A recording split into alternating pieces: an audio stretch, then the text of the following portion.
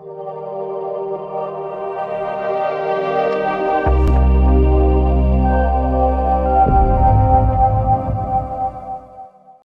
To B positive channel. B positive, it's not a blood group, it's a mindset.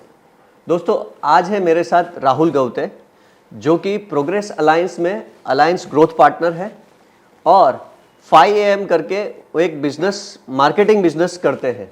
तो thank you very much Rahul Gawate for accepting my invitation and having this podcast done. Thank you for the opportunity Ketan bhai, आपको और आपके channel को और आपकी team को। Thank you. Rahul भाई, सबसे पहले मेरा एक सवाल है कि आपके बारे में बताएं, बचपन से लेकर आज तक आपकी जर्नी कैसी रही है? तो मेरा नाम राहुल गवते और मैं एक बिजनेसमैन हूँ। मेरे दो बिजनेस हैं, एक 5am मीडिया हाउस जो आपने बताया, एक एडवर्टाइजमेंट मार्केटिंग कंपनी, और एक दूसरा हमारा रियल एस्टेट का, जिसमें हम लोग सोल सेलिंग और प्रॉपर्टी सेल करते हैं। और हम लोग बाईकास्ट में मराठी हूँ। पिछले हम लोग 1978 में मेरे फादर सूरत आए थे, तब से लेके हम लोग सूरत में हैं। मेरे फादर की शादी, मतलब मम्मी और पापा की शादी 82 में हुई और मेरा बॉर्न 89 में हुआ। मेरी दो सिस्टर है और मैं, हम लोग 3 लोग, और मम्मी पापा, ऐसा 5 लोगों का हमारा शुरुआती फैमिली है। उसके बाद मैं सूरत में पांडेसरा, एक छोटा सा एरिया है, वहाँ पे रहता हूँ, पहले रहता था, और वहाँ से मेरी जर्नी शुरू हुई। और एट द एज ऑफ 11 साल से मैंने काम करना शुरू किया। और एजुकेशन में कम इंटरेस्ट था, तो मैं धीरे धीरे 11वें साल पे काम करना शुरू किया। उसके बाद जॉब की बाहर दूसरी कंपनियों में, और 2008 में मैंने बिज़नेस स्टार्ट किया। ये जो 5am नाम है, ये पहले आनंद कृपा पब्लिसिटी हुआ करता था। ओके। तब से मैंने मेरा बिज़नेस स्टार्ट किया, और तब से लेके आज 2025 तक हम लोग दोनों बिज़नेस को कंटिन्यू कर रहे हैं। पहला बिज़नेस हम लोगों ने, मतलब 2020 में हम लोगों ने दूसरा बिज़नेस स्टार्ट किया, और अभी हम लोग 18 साल से एडवर्टाइजमेंट कंपनी चला रहे, और 6 साल से हम लोग रियल एस्टेट का भी काम कर रहे हैं। बहुत बढ़िया। तो राहुल भाई, मुझे ये जानना था कि आपने कहाँ तक पढ़ाई की है? आप इतने जो बिज़नेस कर रहे हैं और प्रोग्रेस अलायंस ग्रोथ पार्टनर भी हैं, तो मैं ये जानना चाहता हूँ कि आपका एजुकेशन कहाँ तक हुआ है? एजुकेशन की बात करें तो मैंने 10 तक पढ़ाई की है। ओके। क्योंकि मेरे को बहुत ज़्यादा इंटरेस्ट था नहीं एजुकेशन में। और उसके बाद मैंने 2 साल का ITI कंप्लीट किया। ओके।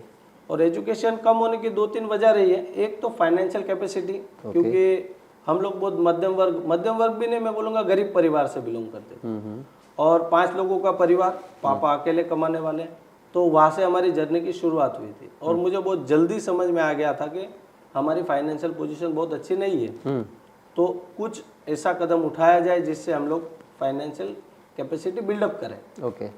तो ये एक वजह रही है एजुकेशन नहीं आगे बढ़ने की। जैसे कि किसी को डॉक्टर बनना होता है तो वो पढ़ाई करता है, लेकिन उसमें एजुकेशन में खर्च होता है। तो ये एक वजह रही। दूसरा, मुझे पहले से एक क्लियरिटी थी कि मैं बिजनेस करूँगा, और बिजनेस करने के कॉन्टेक्स्ट में मैंने सोचा एजुकेशन मेरे लिए अभी इतना मैटर नहीं करेगा, नहीं करता है। तो धीरे धीरे फिर मैंने बिजनेस में डाइवर्ट होना शुरू किया, और फिर एजुकेशन को मैंने ब्रेक लगा दी। बहुत बढ़िया। मैं 10th तक ही पढ़ा हूँ। ओके। और उसके बाद मैंने 2 साल का ITI किया। बहुत बढ़िया। राहुल भाई, पहला काम क्या शुरू किया था आपने? पहला काम मैंने शुरू किया 2000 के साल में, चाय की दुकान पे। ओके। तो मतलब मैं ये कह सकता हूँ कि प्रोबेबिलिटी है कि आप भी इंडिया के प्राइम मिनिस्टर बन सकते हैं। आप ऐसा बोल सकते हो। मेरी जर्नी 2000 से स्टार्ट हुई, क्योंकि मुझे तब समझ में आ गया था कि कुछ ना कुछ इनकम सोर्स खड़ा करना पड़ेगा, क्योंकि पापा अकेले थे कमाने वाले। तो मैंने 2000 के साल में चाय की, जब पहले लारी आती थी उस पर काम किया, फिर गन्ने के जूस होते उसकी लारी आती थी, वहाँ पे काम करता। रोज़ के 10 रुपये मिलते थे मुझे। ओके। और मैं सुबह स्कूल करता था, और दोपहर के बाद फिर वहाँ जाता था, तो 10 रुपये कमाता था। और इस तरीके से मेरी इनकम की जो जर्नी है वो ऐसे स्टार्ट हुई। Great great. राहुल भाई, आपकी कोई ऐसी चाइल्डहुड मेमोरी जो कि बहुत ज़्यादा तकलीफ़ वाली हो, और बाद में हम सुनेंगे एक अच्छी मेमोरी? तो जैसे मैंने आपको बताया कि हम लोग गरीब परिवार से थे, तो ये है अभी, मतलब जब उस मोमेंट ये घटना हुई तब बहुत बैड मेमोरी थी, लेकिन आज मुझे एहसास होता है कि बहुत अच्छा हुआ जो हुआ, connecting the dots. Connecting the thoughts. So जैसे कि हम लोग है ना, हम लोगों ने कभी, जैसे मैं 12-15 साल का हुआ तब तक तो मुझे बहुत अच्छे से याद है कि हम लोगों ने कभी उत्तरायण नहीं सेलिब्रेट की, ओके। कभी होली सेलिब्रेट नहीं की, कभी हम लोगों ने पटाखे नहीं फोड़े, okay. Because of the financial capacity. क्योंकि ऐसा होता था तब के कमाने वाला एक व्यक्ति, पापा अकेले, खाने वाले 5 लोग, ओके। और 95, 98, 99 में तो इतना फाइनेंशियल ग्रोथ भी था नहीं।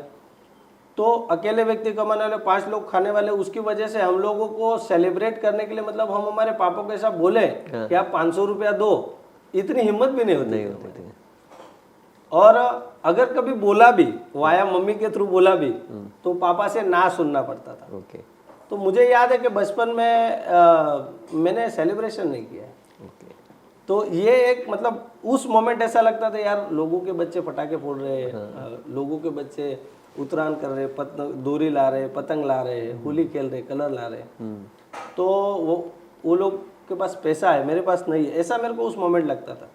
लेकिन अगर आज देखूं, आज अगर 20-25 साल बाद उस मेमोरी को मैं रिकॉल करूं, तो वो उस मोमेंट जो घटना हुई, उस वजह से मुझे पैसे की वैल्यू समझ में। बहुत अच्छा, बहुत। एट द सेम टाइम बहुत बार कैसा होता है केतन जी के, जो आज हम लोग देखते, बच्चे ने कुछ मांगा, माँ बाप तुरंत दे देते हैं, राइट। उस वजह से क्या होता है, बच्चे को वो जो चीज तुरंत मिली उसकी वैल्यू नहीं होती, बिल्कुल वैल्यू नहीं होती। दूसरा, अगर वो 500 रुपए का कुछ चीज मांगता है और हम तुरंत देते हैं, तो उसको क्या लगता है कि जिंदगी में बहुत आसान है 500 रुपए की चीज, सिर्फ पापा मम्मी से मांग लो, काम खत्म। फिर वो एक दिन 5000 की मांगता है, फिर वो एक दिन 1 लाख रुपए का आईफोन मांगता है, और पेरेंट्स तुरंत अवेलेबल करवा देते हैं। मैं मेरे माता पिता की इस बात के लिए कर्जदार रहूंगा कि उन्होंने मुझे चीजें नहीं दी, बहुत अच्छा, जिस वजह से मुझे पैसों की वैल्यू पता चली। 100%। आज भी जब मैं कोई चीज खरीदने जाता हूँ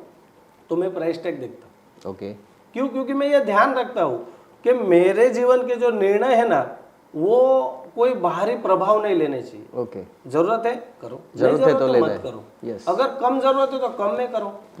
जैसे अगर मेरा व्यक्तिगत मानना ऐसा होता है कि अगर एग्जांपल के मोबाइल का एग्जांपल, और मुझे लगता है कि अगर मैं मोबाइल 40,000 का लूँ तो इनफ है, तो फिर मैं 1.5 लाख का दूसरा फोन क्यों लूँ? बराबर है। अगर मेरा काम 40,000 में हो जाता है तो मैं 1.5 लाख रुपया खर्चा नहीं करूँ।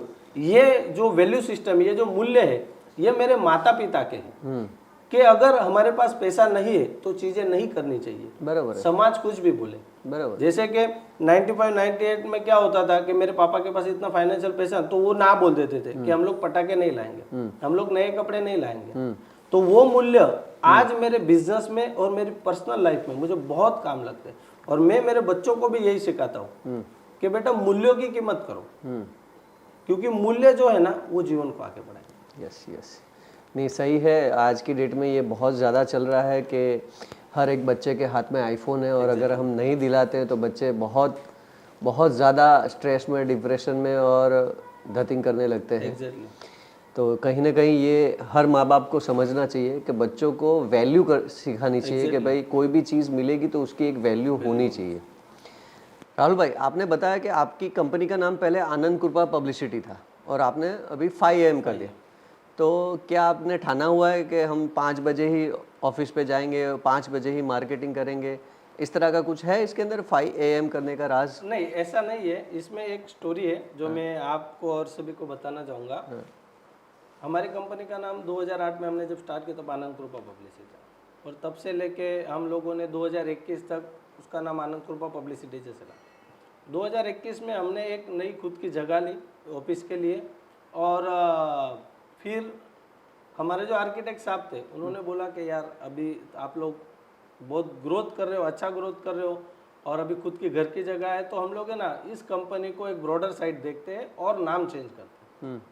तो मैंने बोला इसकी कुछ ज़रूरत है नहीं।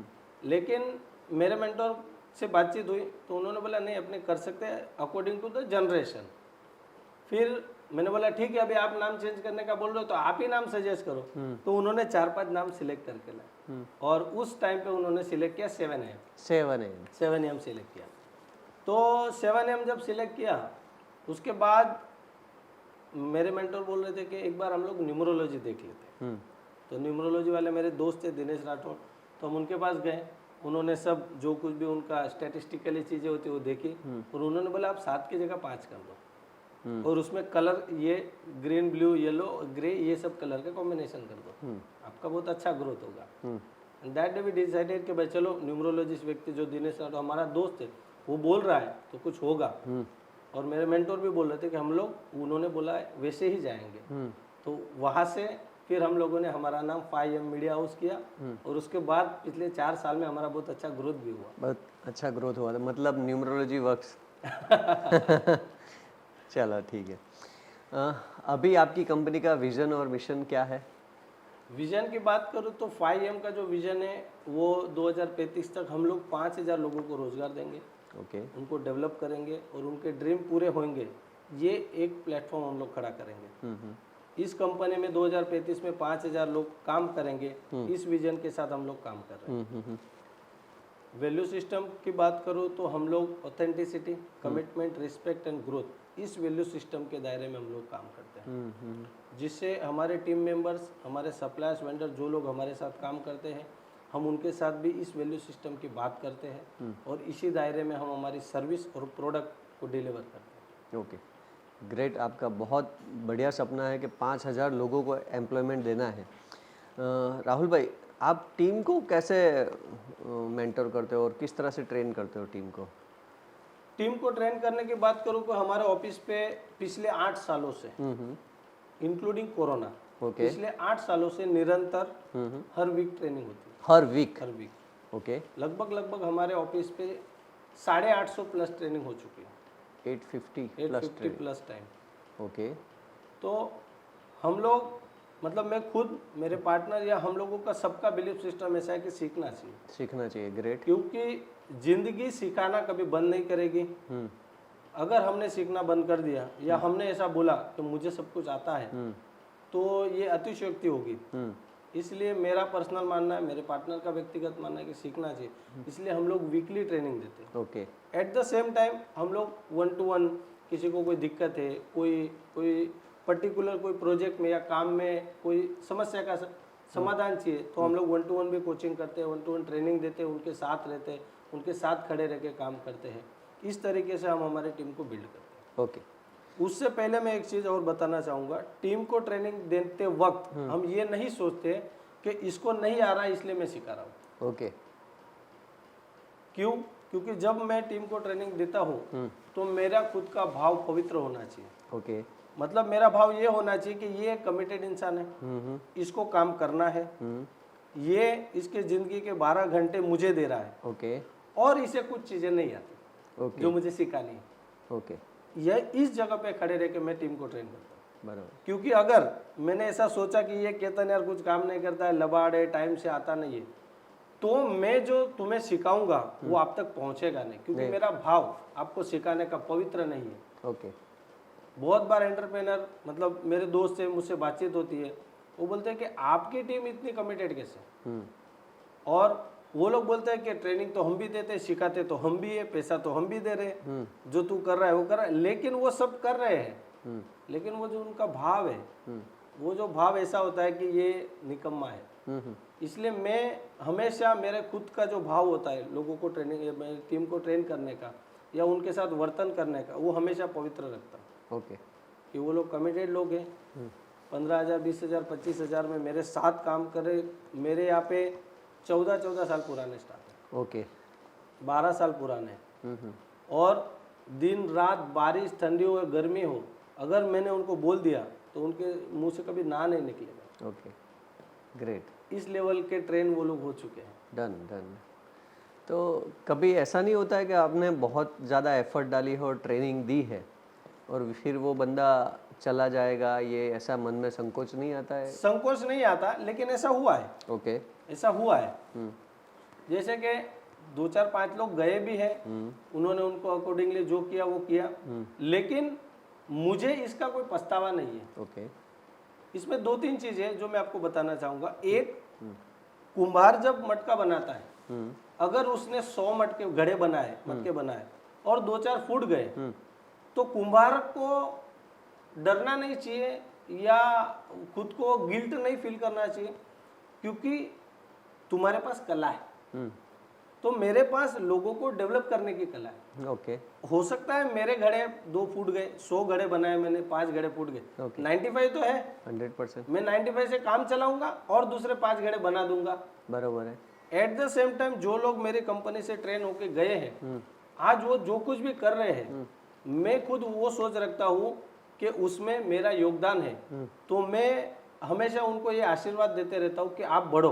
बहुत बढ़िया, मैं बहुत उनको आशीर्वाद देता हूँ और आप नहीं मानोगे, मैं उन लोगों के साथ में संपर्क में हूँ आज भी। ओके मैं उनको फ़ोन करता हूँ, अगर आप कहीं अटक जाओ तो आप आइए, मुझसे बातचीत कीजिए। हालांकि उन लोगों को इस बात पे शंका होती होगी, आप नहीं बिलीव करोगे, मैं मेरी ट्रेनिंगों में उनको इनवाइट करता हूँ, आप आइए मेरे से ट्रेनिंग लीजिए और आपका बिजनेस बढ़ाइए। वंडरफुल। और ये जो फिलोसॉफी मुझे मिली, ये मुझे प्रोग्रेस अलायंस से मिली। ग्रेट। तो इससे क्या होता है कि एक तो पहली बात तो मैं उनको कंपटीटर मानता नहीं हूँ। दूसरा, मुझे कोई डर नहीं होता कि वो मेरा कुछ बिगाड़ जाएगा या कुछ लेके जाएगा। बहुत बार केतन भाई कैसे होता है कि समझो कि हमारे टीम से कोई जाता है ना, तो एंटरप्रेन्योर को डर होता है, तो मुझे डर नहीं होता। क्यों? क्योंकि मैं तो कुंभार हूँ, आज नहीं कल दूसरा मटका बना लूंगा, और वो जो मटका टूट गया या खराब हो गया उससे रिश्ता बना के रखूंगा। क्योंकि मुझे कंपटीशन नहीं करना है, मुझे कोलैबोरेशन में काम करना है। ग्रेट। तो मैं इस फिलोसॉफी से बिजनेस करता हूँ और टीम को ट्रेन करता हूँ। बहुत बढ़िया, बहुत बढ़िया। अब तक में कोई बिगेस्ट चैलेंज आपने जो फेस की हो अपनी बिजनेस जर्नी में, तो वो हम जानना चाहेंगे ताकि पब्लिक को वो एक वैल्यू मिल सके। क्योंकि मेनली क्या होता है कि चैलेंजेस जब हम पार करते हैं उससे ही लोगों को ज़्यादा सीखना मिलता है। तो अब तक की आपकी बिगेस्ट चैलेंज क्या कह सकते हैं और उसको कैसे आपने पार किया? पिछले 18-19 साल के बिजनेस में सबसे बड़ी जो चैलेंज है इसे हमारी 2015-16 में। ओके। जैसे आनंद कृपा पब्लिसिटी बिजनेस जो मेरा एडवर्टाइजमेंट का चल रहा था, अभी मैं किसी के प्रभाव में आके या मेरे खुद के विचारों से मैंने सोचा कि दूसरा बिजनेस करूं। ओके। तो मैंने दूसरा बिजनेस चालू किया। Wonderful. At the same time मैंने सोचा कि तीसरा भी चालू कर दूं, तो तीसरा भी चालू किया। अभी लीडरशिप इतना डेवलप नहीं था। एक्चुअल में कायदेसर देखे जाए तो मुझे नहीं करना चाहिए था। और मैंने एक बिजनेस जो अच्छा खासा चल रहा था उसको बिगाड़ा। दूसरे में समय डाला जो चला नहीं। दूसरा तो नहीं चला, तीसरा चालू कर दिया। और एक टाइम ऐसे था 2015-16 में मैं 3 बिजनेस करता था, तीनों में कुछ भी नहीं था। ओके। क्योंकि वो पहला तो बिगाड़ चुका था मैं। बराबर। और ये 2 बिजनेस में मुझे बहुत अच्छा खासा लॉस आया, पेट भर के लॉस किया मैंने। बराबर। लेकिन उसमें से जो निकले उसकी मैं 4-5 चीजें जो शेयर करना चाहूंगा कि एक तो मेरे परिवार का सपोर्ट था मुझे। बराबर। मेरे माता पिता, मेरी धर्मपत्नी, उसके साथ मेरे पार्टनर और मेरे साथ जो टीम मेंबर्स थे, उन्होंने भी मुझे ये सपोर्ट दिया कि ठीक है गलती हो गई। बहुत बार क्या होता है केतन भाई, आप 2 पार्टनर होते हो, एक पार्टनर गलती करता है और दूसरा पार्टनर बोलता है कि ये तो तेरी गलती है, तेरे को सुधारनी पड़ेगी, और इसका जो लॉस है वो आपको बेयर करना पड़ेगा। लेकिन मेरे पार्टनर ने बोला ठीक है, जो हो गया सो हो गया, और बहुत अच्छा खासा लॉस किया था हमने। बोले ठीक है कोई प्रॉब्लम नहीं, हम लोग फिर से खड़े करेंगे। ये मेरी सबसे पहली जीत थी उस ब्रेकडाउन में। बराबर। जो मेरा परिवार, मेरी टीम और मेरे पार्टनर वो मेरे साथ थे। ये मेरे सबसे पहले जो हिम्मत देने वाले।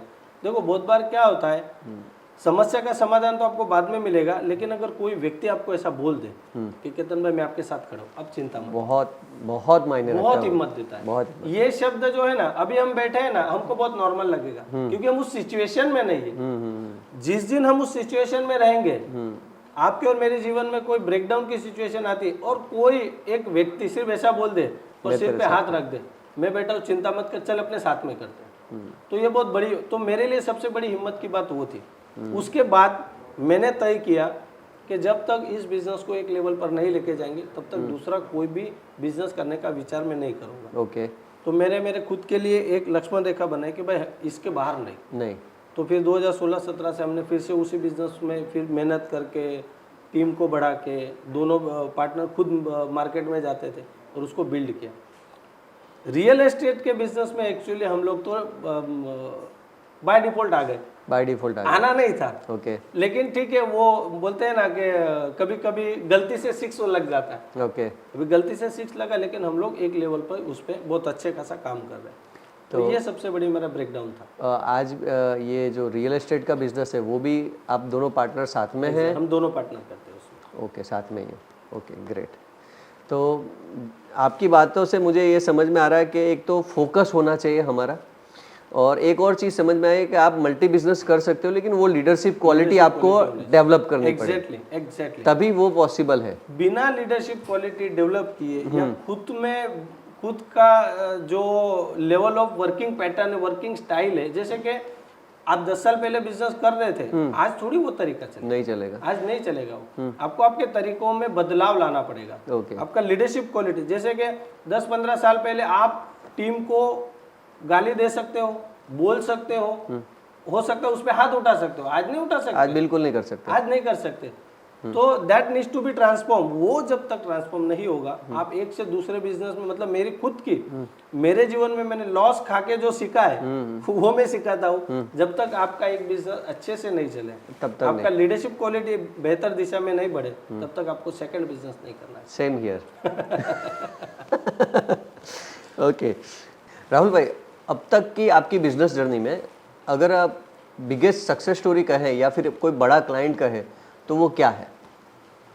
बिगेस्ट सक्सेस स्टोरी में किसी ऑर्डर या अमाउंट को नहीं मानता। ओके। मेरी या 5M की जो बिगेस्ट सक्सेस स्टोरी जो मैं मानता हूँ वो है, मेरे पास एक संपत्ति है जिसका नाम है मेरी टीम, और वो उस लेवल से काम करती है जो लेवल आप शब्दों में बयान नहीं कर सकते। ये मेरी सबसे बड़ा ब्रेक थ्रू है। ओके। जैसे कि बहुत बार हम देखते हैं कि बारिश होती है या कोई टीम मेंबर दूर से आता है या संडे को काम करना होता है, तो मेजोरिटी में ऐसा हो जाता है कि टीम ना बोल देती। मेरे पास ऐसे लोग हैं जो दिन रात, बारिश, ठंडी, गर्मी, किलोमीटर, कितना बड़ा काम है, कितना छोटा काम, इसको कभी नहीं देखते। Never never never. ओके। मेरे पास ऐसे लोग हैं, उसे नहीं आता हो ना, लेकिन उसकी सोच ये रहेगी कि ये काम कैसे हो सकता है। ओके। ये मेरी सबसे बड़ी सक्सेस है, ये 5M की सबसे बड़ी सक्सेस है। ऐसे मेरे पास ऑफिस में काम करने वाले 35 लोग हैं, 35 लोग ऑफिस में बैठते हैं, और जो जॉइंट वेंचर है या पार्टनर है, ऐसे गिन के हम लोगों की 65-70 लोगों की टीम है। वंडरफुल। जो कभी भी, मतलब मैं आपको अगर एक लाइन में इसको बोलूं तो वो कभी ऐसा नहीं बोलेंगे कि नहीं होगा काम। Okay. They never say no, वो कभी नहीं बोलेंगे। मैं इसको मेरी संपत्ति मानता हूँ, मैं इसको मेरी या 5M की सक्सेस स्टोरी मानता हूँ कि आज मेरे पास ऐसे लोग हैं जिसको मैं बोलूँगा कि ये करना है और ये हो जाएगा। ऐसे लोग हैं मेरे पास। क्योंकि देखो, बड़ा ऑर्डर या बड़ा क्लाइंट का ऑर्डर आना, ये सब 1 शॉट वाला काम होता है, आया गया, और ये चलते रहने वाले प्रोसेस। और उसके साथ मैं आपको बता दूं, मेरी बहुत टीम बहुत ज़्यादा पढ़ी लिखी भी नहीं है। ओके। ऐसा नहीं है कि बहुत मेरे पास MBA हुए लोग हैं या उन्होंने बहुत कॉलेज पढ़ा, ऐसा कुछ नहीं। सब नॉर्मल एजुकेशन, कोई 10th पढ़ा है, कोई 12th पढ़ा है, किसी ने छोटा मोटा कॉलेज का काम किया है, लेकिन उन लोगों के ब्लड में जो है वो है काम करने का जुनून।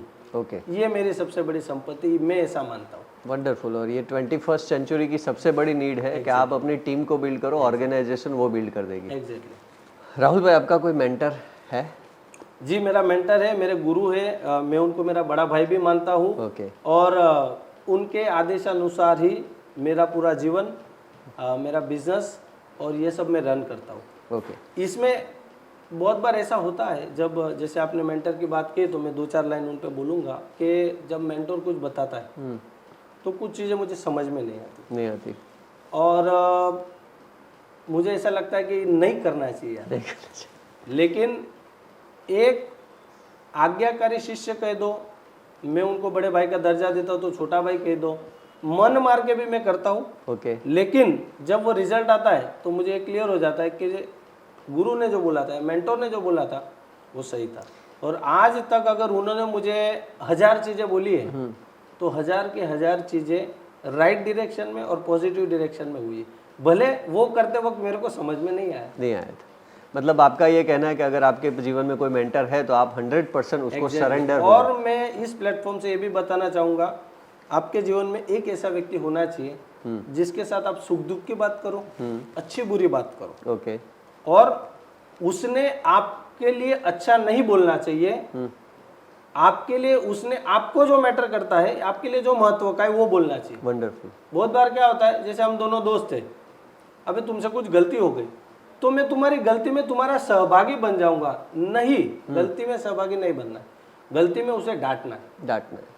तो मेरा जो मेंटर है, मेरे जो गुरु है, मुझे गलती में डांटते हैं, मैं सुनता हूँ और उनसे मौका लेता हूँ कि आप मुझे इस गलती सुधारने का मौका दीजिए, मुझे मौका देते हैं, वो बोलते वैसा करता हूँ। और आज मैं जहाँ कहीं भी हूँ, तो जितना मेरे माता पिता, मेरे परिवार का हाथ है, उतना ही मेरे गुरु का हाथ है, ये मैं डेफिनेटली बोल सकता हूँ। राहुल भाई, एक बिजनेसमैन की लाइफ में बहुत सारी चैलेंजेस तो होती है, उसको एक सबसे ज़्यादा चैलेंजेस होती है कि जब हम बिजनेस ग्रोथ करने जाते हैं तो क्या होता है कि हम कहीं ना कहीं परिवार को जो टाइम देना चाहिए, परिवार के साथ जो रिलेशनशिप बनानी चाहिए, वननेस क्रिएट करनी चाहिए, कहीं ना कहीं वो छूट सा जाता है। तो उसमें आप कैसे बैलेंस करते हो? और मैंने देखा है आपकी फैमिली रिलेशनशिप बहुत स्ट्रांग है, तो खास हमारे व्यूअर्स को ये पता चले कि कैसे हम फैमिली लाइफ को भी बैलेंस कर सकते हैं बिजनेस ग्रोथ के साथ। राइट, आपने बहुत अच्छा सवाल पूछा केतन भाई, क्योंकि ये आज मोस्टली अगर गिने तो सभी एंटरप्रेन्योर का चैलेंज है। एक तो वो सुबह से शाम तक बिजनेस में जाता है, उसके बाद घर पे आके उनका सुनो, उनको टाइम नहीं देना, वो सब लफड़े होते हैं। मैंने कैसे बैलेंस किया है, और मैं आपको बता दूं, मैं मंडे मॉर्निंग से लेके संडे नाइट तक काम करता हूँ, मेरा कोई वीक ऑफ नहीं है। ओके। मैंने पिछले 6 साल में कोई वीक ऑफ लिया नहीं है। ओके। अगर मैं शहर में हूँ तो मैं ऑफिस पे हूँ। अच्छा। मैं छुट्टी नहीं लेता। ओके। मेरा कभी वीक ऑफ नहीं होता। एट द सेम टाइम मैं फैमिली बैलेंस करता हूँ। आप आगे बढ़ो उससे पहले मैं कहना चाहता हूँ कि आप रियल में प्राइम मिनिस्टर मटेरियल हो, क्योंकि हमारे प्राइम मिनिस्टर नरेंद्र मोदी जी ने भी अभी तक कोई वीक ऑफ नहीं लिया है। तो आप ये चीज़, ये क्वालिटी आप में ऑलरेडी डेवलप कर चुके हैं, तो बहुत जल्दी हम इनको प्राइम मिनिस्टर के तौर पे भी देखना चाहेंगे। यस, अब आते हैं फैमिली। उसके साथ में फैमिली कैसे मैनेज करता हूँ, जैसे कि मैं, हमारा जो ऑफिस का एवरेज टाइम, रूटीन जो टाइम है वो 10 से 8 बजे का है। हाँ। मैं 9:30 पौने 10 बजे ऑफिस निकलता हूँ, फिर मैं 7 साढ़े 7 बजे घर पे आता हूँ। लेकिन मैं उसके बीच का जो समय है, जैसे मॉर्निंग का, मैं सुबह 6 साढ़े 6 बजे उठता हूँ, मॉर्निंग वॉक, एक्सरसाइज जो मेरा रूटीन होता है वो कंप्लीट कर देता हूँ। फिर मैं परिवार के साथ समय बिताता हूँ। जैसे मैं चाय कॉफ़ी लूँगा तो मम्मी पापा, मेरी धर्मपत्नी, मेरे 2 बच्चे आए, मैं उनके साथ बैठूंगा। 5 मिनट है तो 5 मिनट बैठूंगा, 10 मिनट है तो 10 मिनट बैठूंगा, 15, लेकिन रोज कुछ समय में उनको दूंगा। उसका रीजन है, आप महीने में एक बार 5 दिन घूम गए, लेकिन 25 घूमने गए, 25 दिन आपने कुछ नहीं दिया, तो हमको लगता है कि मैंने टाइम दे दिया। ये ऐसे नहीं होता है। ये आपकी कंसिस्टेंसी में बोल दो, या आपकी डेली रूटीन की प्रैक्टिस, कंटिन्यूस प्रोसेस है, कंटिन्यूस प्रोसेस वाला है। आप 15 मिनट, आधा घंटा, 1 घंटा, जो आपको मैनेज करना है। मैं क्या करता हूँ, सुबह वॉक करके आने के बाद जो थोड़ा टाइम होता है, बच्चों के साथ, उनके साथ बातचीत, धर्मपत्नी के साथ, मेरे मम्मी पापा के साथ बैठता हूँ, चाय पीता हूँ, न्यूज़ चल रहा हो तो उनके बारे में उनके साथ डिस्कस, मतलब वो जो आधा घंटा 1 घंटा जो भी मुझे मिलता है वो मैं उनके साथ बिताता हूँ। एट द सेम टाइम फिर ऑफिस का काम कंप्लीट होने के बाद शाम को 6:30 7 जैसे भी मेरा वर्क कंप्लीट होता है, मैं आता हूँ। उसके बाद मैं अगेन थोड़े देर, और मेरा एक रूटीन है कि मैं शाम को, मतलब मैं कम बार खाना खाता हूँ, डाइट फॉलो कर रहा हूँ इसलिए, लेकिन अगर मैं नहीं भी खाना खाऊँ तो मैं 15-20 मिनट उनके साथ बैठता हूँ जब सब लोग खाना खा रहे हो। ओके। और अगर मैं मेरा डाइट अलाउ करता है और मैं खाना खाता हूँ तो कंपलसरी मैं उनके साथ खाना खाऊंगा। इसमें ऐसा बहुत बार कैसे होता है, मैं जल्दी आ गया तो मैंने खा लिया, मेरा लेट हुआ तो ऐसा नहीं। हमारा घर का जो नियम है, सब लोग साथ में खाना खाने बैठेंगे। मेरी छोटी बच्ची है, वो भी, मेरी धर्मपत्नी, मैं और हमारे पेरेंट्स, हम लोग साथ में खाना खाते हैं, तो एक टाइम उनको मिल जाता है। दूसरा कि साल में मैं घूमने जाता हूँ तो मैं मेरे वाइफ के साथ भी घूमने जाता हूँ। कभी हम 2 अकेले भी जाते हैं, कभी हम बच्चों के साथ जाते हैं, और हम लोग माता पिता के साथ भी जाते हैं। ओके। बहुत बार क्या होता है, एंटरप्रेन्योर उसकी फैमिली सिर्फ धर्मपत्नी को गिनता है या बच्चों को गिनता है। उनके माता पिता को जाने या अनजाने में, इरादे के साथ नहीं करता कोई, लेकिन जाने या अनजाने में माता पिता कॉम्प्रोमाइज होते हैं। मैं माता पिता को भी साथ लेके जाता हूँ। वंडरफुल। जब भी हम घूमने जाते हैं, फार्म हाउस जाएंगे, सापुतारा जाएंगे, कहीं भी जाएंगे, कभी मेरी मम्मी की इच्छा हुई हमारे कोई कुल देवत मंदिर पे जाने की, तो हम लोग साथ में जाएंगे। ओके। तो इससे मेरा क्या टाइम मैनेज हो जाता है, बिजनेस भी मैनेज होता है और परिवार भी मैनेज होता है। देखो एक चीज इसमें चलती है, अगर आप परिवार को समय नहीं दे रहे हो तो जो कुछ बिजनेस में आप कमा रहे हो वो कर तो परिवार के लिए रहे हो। 100%। दूसरा, इसमें बिजनेसमैन का एक नेगेटिव एटीट्यूड है जो मेरे में भी था। मैं मेरे फैमिली में बोलता था कि आ બધું હું તમારા માટે તો કરું છું, ओके। बराबर ना हाँ। भैया, लेकिन ये सब आप उनके लिए कर रहे हो, अच्छी बात है, लेकिन आप उनको टाइम नहीं दे रहे हो। हाँ। और इसमें सबसे बड़ा रोल जो मतलब परिवार में दरार बोल दो या टाइम मैनेजमेंट को डिस्टर्ब करने का काम सोशल मीडिया ने किया है। सोशल मीडिया ने किया है। ओके। सोशल मीडिया की वजह से क्या होता है, 4 लोग बैठे हुए होते हैं और 4 मोबाइल में होते हैं। ओके। हमारे घर में मेरी बड़ी बेटी 9 साल की है, मेरी छोटी बेटी 6.5-7 साल की है। ये लोग फोन नहीं लेते, फोन नहीं लेते। अलाउड नहीं है मोबाइल लेना। ओके। अगर उनको ऐसी इच्छा हुई गेम खेलना है तो मैं आऊँगा, हम लोग गेम डाउनलोड करेंगे, वो जो बोलेंगे वो खेलेंगे, फिर वो गेम कंप्लीट होने के बाद डिलीट हो जाएगा। डिलीट हो जाएगा। डिलीट हो जाएगा। उसके बाद कोई गेम नहीं, कोई यूट्यूब नहीं, कोई सोशल मीडिया नहीं। Okay. At the same time मेरा जो सोशल मीडिया का जो फेसबुक आईडी है और इंस्टा आईडी है वो मैं मैनेज नहीं करता, मेरे फ़ोन में एक्सेस नहीं उसका। Okay. ये मेरे डिज़ाइनर के मेरे मैनेजर के पास एक्सेस है और उसका पासवर्ड मुझे नहीं मालूम है। वाह, मतलब आप खुद सोशल मैं मीडिया खुद यूज ही एक्टिव नहीं हुई करते। नहीं। अगर आप मेरे पेज पे जाओगे आपको लगेगा राहुल भाई ने ये पोस्ट किया, नहीं मैंने नहीं किया है, मैंने तो उसको कमांड दी कि ये पोस्ट करना है। ओके। मेरे पास एक्सेस नहीं, मुझे उसका पासवर्ड भी नहीं पता। मतलब जो व्यक्ति पूरी दुनिया का मार्केटिंग और ये सब फिर सोशल मीडिया पे कर रहा है और खुद सोशल मीडिया यूज नहीं मैं कर रहा नहीं हूँ। हाँ, हमारी कंपनी का एक्टिव प्रोसेस है, लेकिन उसके लिए तो टीम है। है। ओके। मेरा पर्सनल ऐसा मानना है कि आप कभी खुद का मूल्यांकन करो, एग्जामिनेशन करो। पूरे दिन में आप कितने बजे उठे, सुबह उठ के क्या किया, दोपहर को क्या किया, शाम को क्या किया, रात को क्या किया, कितने बजे सोए। और ये जो लगभग 16-18 घंटे की प्रोसेस होगी, 6-7 घंटे आदमी सोता है। हाँ। इस 16-18 घंटे की प्रोसेस में आपने कितना टाइम किसको दिया, और जिसको आपने ज़्यादा टाइम दिया, मैं गारंटी देता हूँ that is the least important in your life. Okay. आपके जीवन में कम महत्व की जो चीज़ थी उसको आपने ज़्यादा टाइम दिया। That is called social media. That is called, पहला वो बोलते हैं ना हम लोग, टपरी पे जाके कोई गले पे जाके ये बात करना कि इसको क्या करना चाहिए, केतन भाई को क्या करना चाहिए, राहुल भाई को क्या करना चाहिए। That I never do in my life. मैं कभी नहीं करता। ओके। मैं कभी नहीं करता। क्यों? मैंने समय का जो नियम है वो सीख लिया है। अगर आपको जीवन में दूर तक जाना है, बड़ा करना है, कुछ ऐसे करना है, अगर आप चाहते हो कि वो इतिहास के पन्नों पे लिखा जाए, तो आपके पास समय की मर्यादा या समय का एक जो लिमिटेशन बोल दो या समय का मास्टरी बोल दो, टाइम मैनेजमेंट बोल दो, ये होना ही जरूरी है। वंडरफुल। इसके अलावा आप कुछ नहीं कर सकते। Wonderful wonderful. आज अगर मैं आपको बताऊं, आप गूगल पे चेक कर सकते हो, if I am not wrong, 4 से 5 घंटा एवरेज है कि एक व्यक्ति, एक एंटरप्रेन्योर सोशल मीडिया पे देता है। मैं इस प्लेटफॉर्म से उनके लिए एक इंक्वायरी क्वेश्चन छोड़ता हूँ, क्या जरूरी है नहीं है, और उनको लगता है कि सोशल मीडिया पे मुझे एक्टिव रहना बहुत ज़रूरी है, तो मैं आपको एक एज असाइनमेंट देता हूँ, 7 दिन आप फेसबुक मत देखो, इंस्टा मत देखो, देखिए आपकी ज़िंदगी में क्या लॉस हुआ, और अगर लॉस होगा 7 दिन में तो 8वें दिन आप फिर देख लेना। ग्रेट ग्रेट, बहुत बढ़िया, बहुत 7 दिन एक असाइनमेंट करके देख लो। हाँ 7 दिन कर लो, बराबर ना। 7 दिन एक बार करके देख लो। मैंने किया, मैं 3 साल से नहीं देखता, तो मेरे पर डे 4 घंटे बच गए, इज इक्वल टू पूरा महीना इज इक्वल टू साल। आप कैलकुलेट कर लो। ग्रेट। तो मुझे तो आगे बढ़ना ही बढ़ना है। क्यों? क्योंकि आदमी आगे नहीं बढ़ता, उसकी प्रैक्टिसेस उसे आगे लेके जाती है। तो मैं सोशल मीडिया नहीं देखता। और आपको बताऊं, मुझे इंस्टाग्राम समझ में भी नहीं आता। मतलब आपको झूठ लग सकता है, मुझे इंस्टाग्राम समझ में नहीं आता। ओके।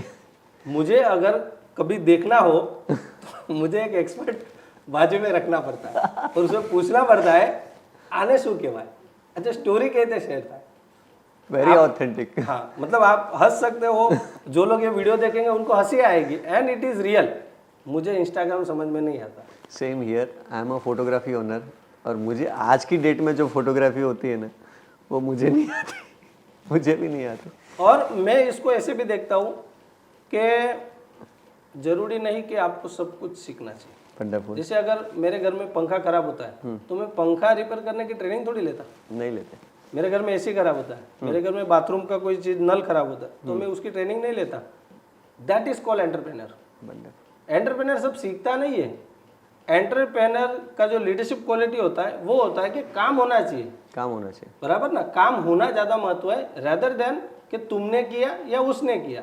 जैसे हम मंदिर में प्रसाद लेने जाते हैं तो हम ऐसा थोड़ी बोलते हैं कि XYZ पंडित के हाथ से प्रसाद लूंगा। नहीं। प्रसाद लेना महत्व का है। आप मंदिर गए, आप प्रसाद लो, किसने प्रसाद दिया वो इम्पोर्टेंट नहीं है। मैं उस फिलोसॉफी से काम करता हूँ, काम होना चाहिए। वंडरफुल। काम होना चाहिए। काम होना चाहिए। और इसी तरीके से मैं मेरा पूरा टाइम मैनेज करता हूँ। दूसरा कि मैं इस विचारधारा का व्यक्ति हूँ कि जीवन में पैसा, सक्सेस, उसको परिवार जितना ही महत्व मिले। खुद बार एंटरप्रेन्योर को ऐसा लगता है कि अब मुझे पैसा कमाना है, टाइम नहीं, पैसा कमाना है। पैसा कमा के करोगे क्या तुम? अगर तुम तुम्हारे बच्चों को, तुम्हारे परिवार को, तुम्हारे धर्मपत्नी को, तुम्हारे माता पिता को टाइम नहीं दे रहे हो तो वो जो पैसा है एक दिन तुम कमा भी लोगे तो फिर क्या होगा उससे? आपकी लाइफ का अगर हम टर्निंग पॉइंट बोले, क्योंकि हमारे में लीडरशिप क्वालिटी तो होती है no doubt birth by birth से, लेकिन हम लोग उसको जब हम एक्सप्रेस करते हैं और एक कुछ मोमेंट आती है कि जब हमारे में रियल ट्रांसफॉर्मेशन आता है और हमारे लाइफ के संदर्भ बदलते हैं, तो वैसा टर्निंग पॉइंट वाला मोमेंट क्या हो सकता है आपकी लाइफ का, वो हम जानना चाहते हैं। तो बदलाव की जर्नी की आप पूछ रहे हो तो मैं आपको बताऊँ कि 2012-13 में हम लोग 8-10-12 दोस्त थे। हम लोगों ने एक ट्रेनिंग का सेशन अटेंड किया। वो सेशन 6 महीने 1 साल का था। हर 15 दिन से हम लोग मिलते थे। 2012-13 की बात है। और उसके बाद वो ट्रेनिंग कंप्लीट हो गई, जो फीस दी थी उसके सेशन कंप्लीट हो गए। और उसके बाद हमने सोचा कि यार हर 15 दिन से हम लोग 6 महीने साल से मिल रहे, अभी हम लोग अलग हो जाएंगे और बहुत अच्छा सीखने मिला, साथ में थे सब लोग, तो हम क्यों ना इस जर्नी को कंटिन्यू रखे, कुछ मिलने का प्रोसेस बनाए। वो तारीख थी 14 दिसंबर 2014 का दिन, मेरे को याद है क्योंकि वो हमारे ट्रेनिंग सेशन का आखिरी दिन था। ओके।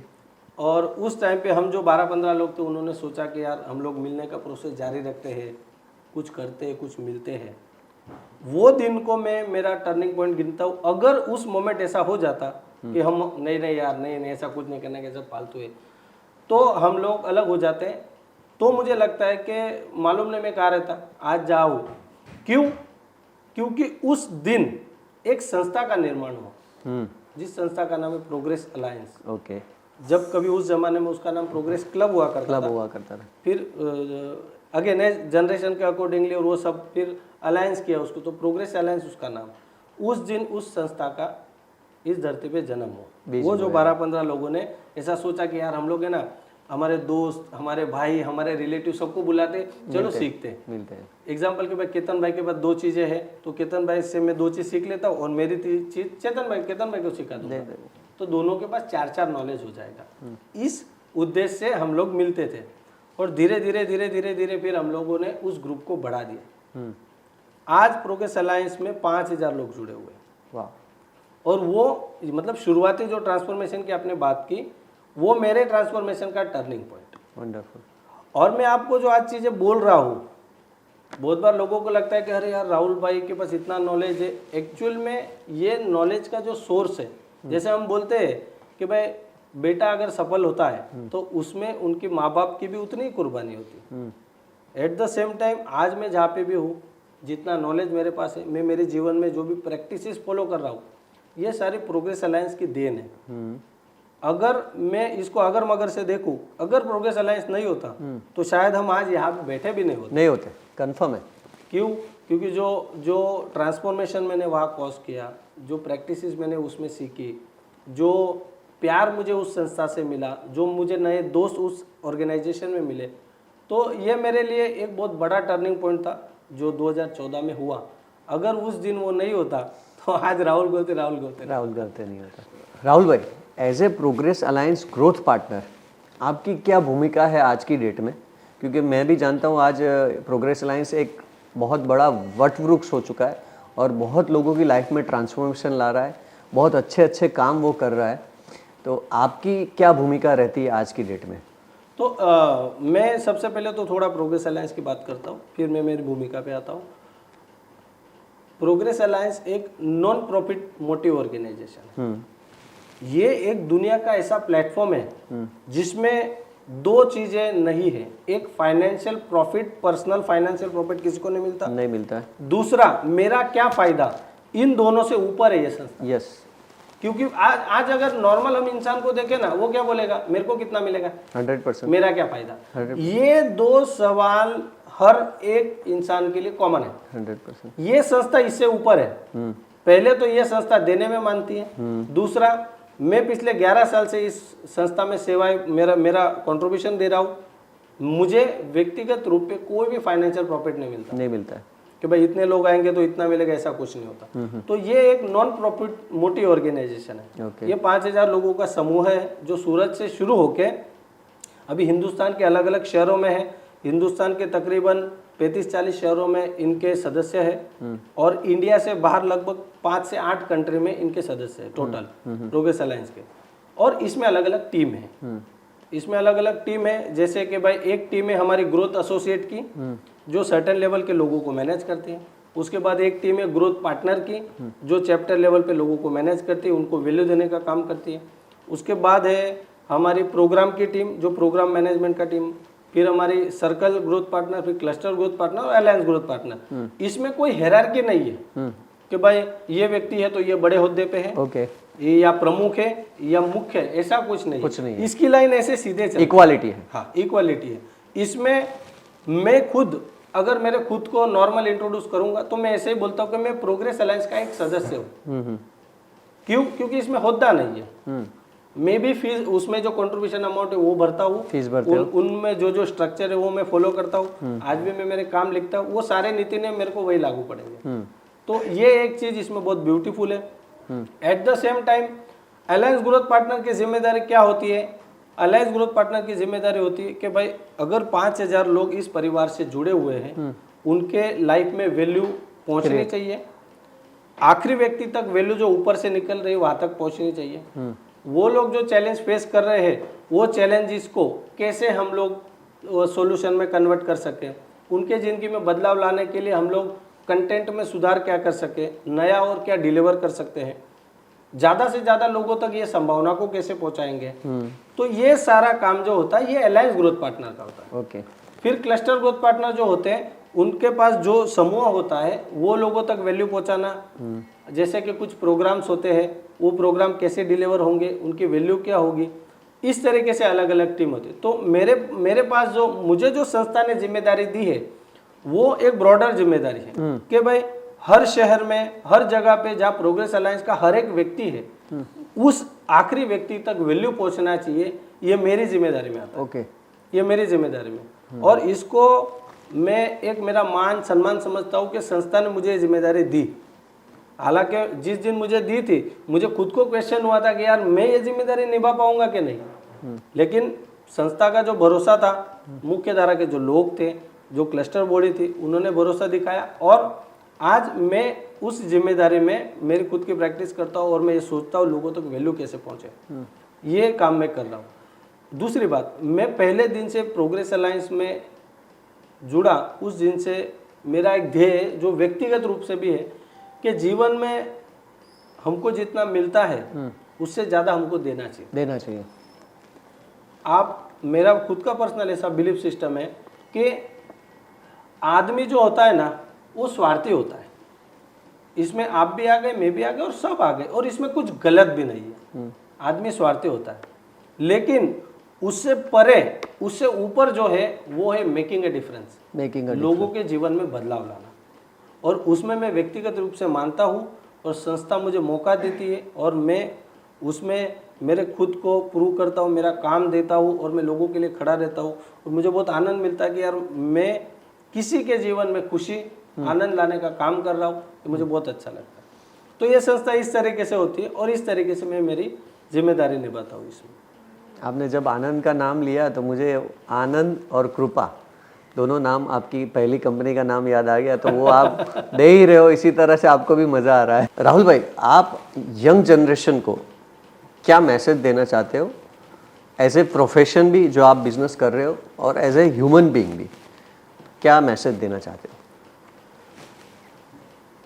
अभी जो एंटरप्रेनर जो रिसेंटली बिजनेस में आए हैं या फिर जो प्लान कर रहे हैं आने का, उनके लिए कुछ मैसेजेस जो मैं मेरे जीवन से देना चाहूँगा या प्रोग्रेस अलायंस में या मैंने बाहर से कहीं से भी जो चीज़ें सीखी है, उसके लिए कुछ 5-7 मैसेज है जो एक एक टिप्स में मैं देना चाहूँगा। पहली बात है कि मेहनत। अगर एग्जाम्पल आपने 2025 में बिजनेस स्टार्ट किया तो तैयार रहिए कि कम से कम 5 साल, कम से कम 5 साल बिना किसी अपेक्षा के मेहनत करो। एग्जाम्पल के आपने बिजनेस स्टार्ट किया तो बट ऑब्वियस है सेल्स आपको खुद को करनी पड़ेगी। तो मैं लोगों को ऐसे सिखाता हूँ, बैग उठाने का 10 बजे और नीचे रखने का 8 बजे, शाम को 8 बजे, 10 से 8 निरंतर कंसिस्टेंट, बारिश हो ठंडी हो या गर्मी हो, आप मेहनत करो। मेरे गुरु ने, प्रोग्रेस अलायंस ने मुझे यही सिखाया और मैं, जैसे मैंने आपको बताया, मैं विकॉप नहीं लेता, ये उन्हीं की देन है। मेहनत का आज तक कोई दूसरा ऑप्शन नहीं है। अगर आपने बिजनेस स्टार्ट किया है, कस्टमर को मिलने जाना है, आपको सुबह 10 बजे निकलो, कोई भी मौसम में 8 बजे तक आप मार्केट में रहो। तो मेहनत एक कॉमन फैक्टर है। दूसरी चीज, बहुत जल्दी आपको सक्सेस मिल जाएगी ऐसा कोई भी तरीका नहीं है। फास्ट जो सक्सेस मिलती है वो ईगो को जन्म देती है। बराबर। जैसे कि आज मतलब मेरे दोस्त भी है, मेरे नजीक के लोग भी, आपने भी देखा होगा, बिजनेस चालू किया 2023 में, 24 में थोड़ा अच्छा हो गया, 2024 की दिवाली में 15 लाख की कार लेके आया। It is really needed? चाहिए था? Not needed. आज चाहिए? जब आपके बिजनेस को 16 महीने हुए, 18 महीने हुए, आपका बिजनेस 24 महीने का है, आप 15 लाख की कार लेके आ गए। आपने बिजनेस स्टार्ट किया, बड़ी ऑफिस ले ली रेंट से, 50,000 रुपया रेंट, 15 लाख का फर्नीचर, एसी डाल दिया, ये डाल दिया, क्या पहले दिन जरूरी है? नहीं है। मैंने जिस दिन बिजनेस चालू किया था, आपको झूठ लगेगा, मेरे पार्टनर का 10 बाय 10 का रूम था, घर था, वो हम उसी में बैठते थे। और अगर हम दोनों मार्केट में है और हमको मिलना है तो एक चाय की दुकान नक्की थी, उस दुकान पे हम लोग मीटिंग करते थे हमारी। ऐसा हमने 2 साल किया। हम लोगों ने कभी पहले दिन खर्चा नहीं किया। आज तो स्टार्टअप वाले लोग 15 लाख इसमें डाल देंगे, 12 लाख इसमें डाल देंगे, 7 लाख इसमें डाल देंगे, 50 लाख रुपया फैमिली का इन्वेस्ट कर देंगे, फिर वो ROI आएगा ही नहीं कभी।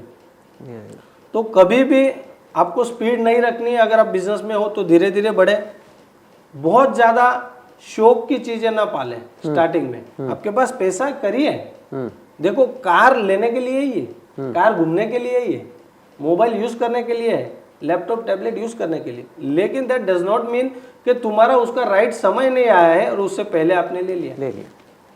तो स्टार्टअप में आप 5 साल मेहनत करो और खुद पे रहम मत करो, मेहनत करो।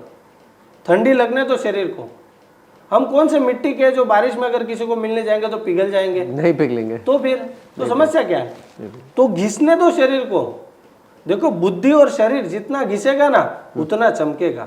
ये मेरी बिलीफ सिस्टम है, ये मेरी बिलीफ सिस्टम है। मैं मेरे शरीर को बहुत घिसाता हूँ। मैं सुबह 6-6:30 बजे उठता हूँ, कम से कम मेरा शेड्यूल रात को 11:30 तक होता है।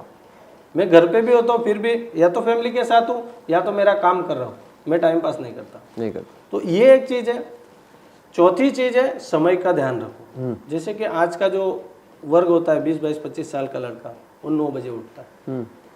अभी तुम 9 बजे उठे तो पहले तो आपका 50% डे खत्म। तो 9 बजे उठते हो, अगर आप ऑफिस पे जाते हो, जॉब पे जाते हो तो लेट पहुंचते हो, तो आप आपका खुद का डिसिप्लिन का जो वैल्यू है ना वो कम कर रहे हो। डिसिप्लिन का जो प्रैक्टिस है वो आप नहीं कर रहे हो। दूसरा, या तो वो फिर चलो सुबह का समझ में आता है, रात को 2-2 बजे तक नेटफ्लिक्स मूवी वो देखेगा। अच्छा, अगर आप नेटफ्लिक्स या मूवी ऐसी देख रहे हो जिसमें से आपको प्रेरणा मिलती है, दैट इज ओके। मैं भी देखता हूँ, मैंने 150+ मूवी देखी है। लेकिन जैसे आपने मेरे को हीरो का पूछा तो मैं कंफ्यूज हो गया, क्योंकि मेरा ऐसा कुछ है नहीं। क्योंकि मैं बिलीव करता हूँ कि लर्निंग लो, भले वो फिर आप कितने भी टाइम ले लो। तो रात को लेट सोना, ये बहुत अच्छी आदत नहीं है। सुबह लेट उठना ये बहुत अच्छी आदत नहीं है। ओके।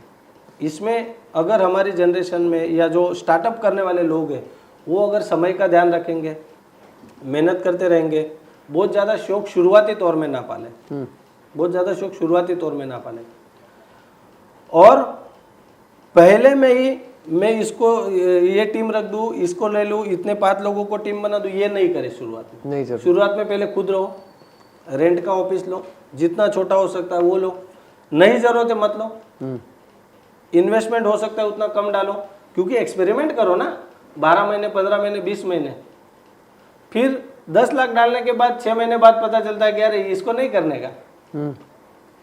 तो कुछ चीज़ें ऐसी है जो इसको ध्यान रखने। दूसरा, कोई एक व्यक्ति, जो हमने बीच में भी बात की, कोई एक व्यक्ति ऐसा रखो जो नॉलेजेबल है, आपको दिशा दिखाएगा, जिसको आप मेंटर, गुरु कुछ भी बोल दो, आपका भाई हो सकता है, आपके पिता हो सकते हैं, हालांकि पिता का कोई मानता नहीं है आज, लेकिन हो सकता है आपके पिता हो, और ऐसा कोई एक व्यक्ति रखो जो आपको गाइड करे कि भाई तू ऐसा कर, भाई तू ऐसा कर, जिस पे आपको पूरा विश्वास है। एक और चीज़, पॉसिबल हो जितना सोशल मीडिया से दूर रहे, अगर आपका वो काम का प्लेटफॉर्म नहीं है तो आप दूर रहे। मैं गारंटी देता हूँ, सोशल मीडिया अगर आपका कोई भी काम का नहीं है और आप नहीं भी यूज़ करोगे ना, इस धरती पे कुछ फ़र्क नहीं पड़ेगा।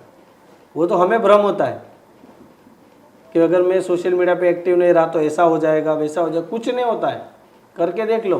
अरे केतन भाई, आप और मैं ये धरती छोड़ के जाएंगे ना, हमारे परिवार के अलावा किसी को फर्क भी नहीं पड़ेगा, नहीं पड़ता है। तो फिर हम लोग क्यों इतनी चिंता करते हैं?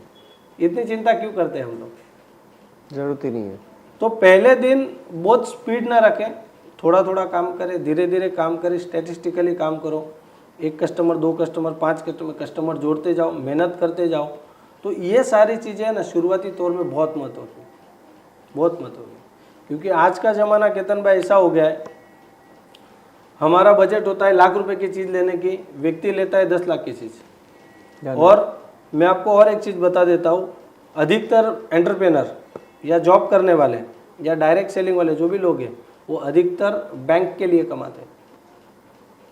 वो इसलिए काम पे जाता है क्योंकि उसका 10 तारीख को EMI, और एंड ऑफ द मंथ, मतलब वो 9 तारीख की शाम को बहुत खुश होता है, 10 तारीख को सुबह सब EMI कटते हैं, 10 तारीख को शाम को जैसे वो 29 दिन रहता है वैसे हो जाता है। क्यों? घर ले लिया, फर्नीचर कर लिया, AC भी डाल लिया, TV बड़ी लेके आए, बच्चों के अच्छे अच्छे कपड़े लेके आए, और हर संडे को घूमना तो है ही। फिर बड़े बड़े फ़ोन, अगर घर में 5 लोग हैं तो 5 के 5 बड़े बड़े फ़ोन। क्या इतनी ज़रूरत है? क्या नहीं है। आसान ज़िंदगी को हम बिगाड़ रहे हैं, दिखावे के लिए, दिखावे के लिए। आसान ज़िंदगी को हम खुद बिगाड़ते हैं और फिर बोलते हैं कि मेरे पे कर्जा हो गया। कर्जा बेटा हुआ नहीं है, कर्जा तूने किया है, कर्जा तूने किया है। आज मैं मतलब इस प्लेटफॉर्म पे भी बोलता हूँ, मैं जिस घर में रहता हूँ ना, उस घर का स्क्वायर फुट 1192 है, 1200 में 8 स्क्वायर फुट कम। वो घर मेरे लिए आज छोटा है, लेकिन मेरे गुरु ने बोला, मेरे मेंटोर ने बोला कि हमको इस घर में और 3-4 साल रहना है, बराबर, नो क्वेश्चन, नो क्वेश्चन। और आज अगर देखा जाए तो size of the square foot wise मुझे कम पड़ रहा है, लेकिन मेरे गुरु ने बोला है तो मैं करूँगा। क्यों? क्योंकि उसे कुछ चीज़ें समझ में आ रही होगी, उसको लगता है कि नहीं, अभी हम लोगों को और जगह फाउंडेशन स्ट्रांग करना चाहिए। बहुत बढ़िया। तो ये सारी बहुत छोटी चीज़ है, लेकिन ये इतनी इंपॉर्टेंट है जिससे आपकी ज़िंदगी ट्रैक और ऑफ ट्रैक होती है। मैं दिखावे की ज़िंदगी पे मानता नहीं हूँ। कोई मुझे देख के क्या असेसमेंट करता है उस पर मैं बहुत ज़्यादा बिलीव करता नहीं हूँ। तो मैं इनको भी यही सजेस्ट करूँगा कि उस डोमेन में ना जाए कि अगर मैं 5000 का ड्रेस नहीं पहनूंगा तो ये सामने वाला क्या बोलेगा। इससे कुछ फ़र्क नहीं पड़ता है। एक्चुअल में देखा जाए आप क्या कर रहे हो क्या नहीं कर रहे हो, उसको आपके पड़ोसी को भी फ़र्क नहीं पड़ता। कोई फ़र्क नहीं पड़ता। ये तो सिर्फ हम अंदर अंदर ऐसा सोचते हैं कि मैं ऐसा करूँगा तो इसको फ़र्क पड़ेगा, ऐसा करूँगा तो उसको फ़र्क पड़ेगा। इससे कुछ फ़र्क नहीं पड़ता किसी को। अगर कुछ भी फ़र्क पड़ता है तो सिर्फ और सिर्फ हमारे फैमिली को पड़ता है, उनकी ज़्यादा चिंता करो। लेकिन लोग क्या करते हैं, बाहर के लोगों की ज़्यादा चिंता करते हैं और परिवार की कम करते हैं। सो ये सारी चीज़ें अगर हमारा जो स्टार्टअप एंटरप्रेनर है या कोई किसी ने बिजनेस स्टार्ट कर दिया है तो ये अगर कुछ 8-10 चीज़ें हैं वो अगर ध्यान में रखता है तो उसको बहुत फ़ायदा होगा। और अगर आपको मतलब जैसे कि कोई बिजनेस कर रहा है, उसको बहुत ज़्यादा आइडिया नहीं आ रहा है, उसके पास कोई मेंटोर भी नहीं है, तो कोई ऐसी संस्था से जुड़ जाए। प्रोग्रेस अलायंस है, आपकी LNG संस्था है, ऐसी बहुत सारी ऑर्गेनाइजेशन, उससे जुड़ जाए, जिससे उसे राइट डायरेक्शन मिलता रहे। शोबाजी की ज़िंदगी की जगह रियल लाइफ में ज़िंदगी जिए, प्रैक्टिकल ज़िंदगी जिए, प्रैक्टिकल चीज़ें सीखे। तो ये भी एक तरीका है। आज बहुत सारी संस्था है जो बहुत अच्छा काम कर रही है, लोगों की ज़िंदगी में बदलाव आ रहा है, लोग सीख रहे हैं, तो ऐसा कुछ भी कर सकते हैं हम लोग। तो ये सारी चीज़ें मैं 8-10 चीज़ें जो स्टार्टअप के जो लोग कर रहे हैं बिजनेस, उनके लिए बताना चाहूँगा। तो अब बारी है रैपिड फायर क्वेश्चन राउंड की। तो राहुल जी, आप तैयार हो? जी। राहुल भाई की favourite heroine? Favourite heroine? Heroine? अरे यार, ऐसा कुछ है नहीं एक्चुअली में। अगर फेवरेट हीरोइन मतलब अभी आपने पूछा है, उसको अगर मुझे आंसर देना है तो Aishwarya Rai. Aishwarya Rai, great. Hero? Hero की बात करूँ तो अजय देवगन। टी और कॉफ़ी? टी। टी।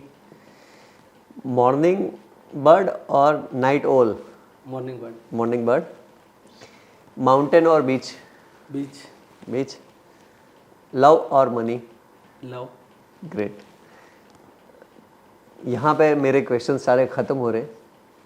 मैं आपसे रिक्वेस्ट करता हूँ कि एक आप अपील करें कि हमारे बी पॉजिटिव चैनल को सब्सक्राइब करें लोग, और कुछ अच्छा बोले, ये रिक्वेस्ट करता हूँ। फिर देख लेते हैं, कुछ सवाल जवाब बाकी है तो वापस कर लेंगे। ओके। यस।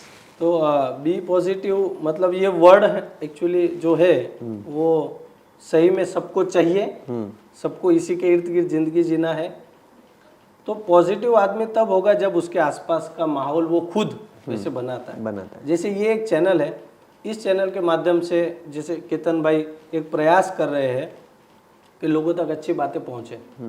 मैं इसको सर्वोपरि धन मानता हूँ कि आपके पास वो विचार है कि आप लोगों को कुछ दो, अच्छी सोच देना। तो मैं आप सभी को रिक्वेस्ट करूँगा, आप इस चैनल को सब्सक्राइब करें, इस चैनल को ज़्यादा से ज़्यादा लोगों तक शेयर करें। इस चैनल का जो हेतु जो कितन मैंने बोला कि लोगों तक अच्छी बातें पहुंचाना, नॉलेज पहुंचाना, ये बहुत अच्छी बात है। तो मैं निवेदन करूंगा आप ज़्यादा से ज़्यादा इस चैनल के साथ जुड़े रहें। Wonderful, thank you very much. एक बार फिर से थैंक यू।